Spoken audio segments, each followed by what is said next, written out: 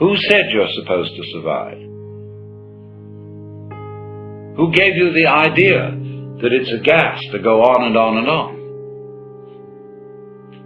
And we can say that it's a good thing for everything to go on living from the very simple demonstration that if we enable everybody to go on living, we overcrowd ourselves.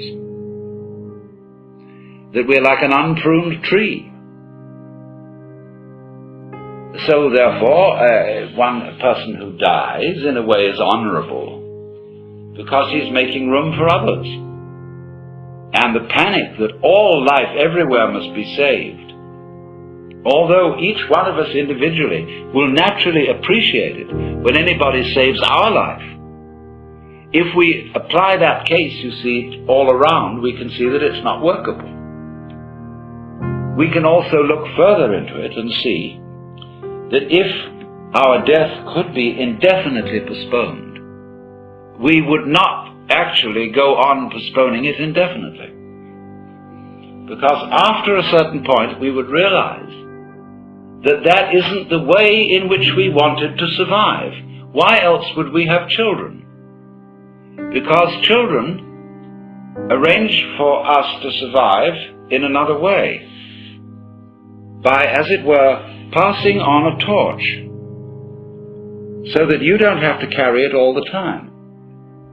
There comes a point where you can give it up and say, now you work. It's a far more amusing arrangement for nature to continue the process of life through different individuals than it is always with the same individual. Because as each new individual approaches life, life is renewed. And one remembers how fascinating the most ordinary everyday things are to a child, because they see them all as marvelous, because they see them all in a way that is not related to survival and profit. And when we get to thinking of everything in terms of survival and profit value, as we do, then the shapes of scratches on the floor cease to have magic. And most things, in fact, cease to have magic.